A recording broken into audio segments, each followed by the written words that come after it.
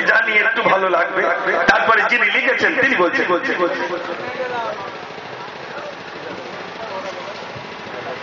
তারপরে যিনি গজলটি লিখেছেন তিনি কি বলছেন জানেন?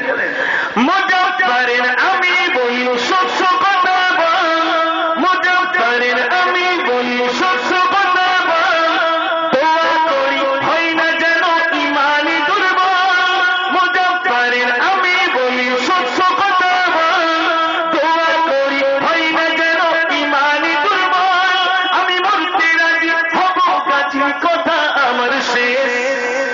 ভারত আমার দেশ, মোদির জন্মভূমির দেশ। আমি ভারতবাসী, ভালোবাসি মহান আমার দেশ।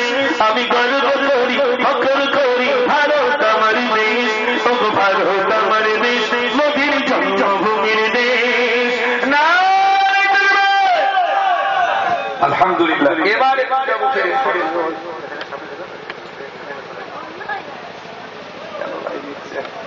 এইভাবে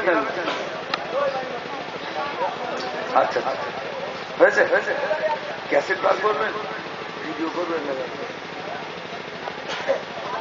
আসুন আমি আপনাদের কাছে বলবো, আমি ভাই কোন ক্যাসেটে ফটো দেইনি, তাই আমি আর কি বললাম যে ভাই ফটোটা দেবেন না। কেন দেয় সেটা আমার ব্যক্তিগত মতামত। ভিডিও করেনি, অনেকে মোবাইল করে রেকর্ডিং করেছে। আমি অনুরোধ করবো যারা ক্যাসেট করছেন দয়া করে ভিডিওটা করবেন না, এটা আমার অনুরোধ।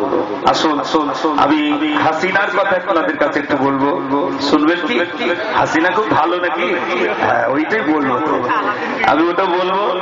আর বিশেষ করে ভাই একটা কথা বলেছিলেন, আমি সেটা বলতাম কিন্তু আজ বলবো না।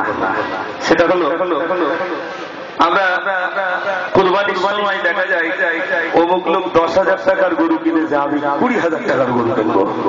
ভাই কুরবানি হলো ভালো বলে মনে হয়?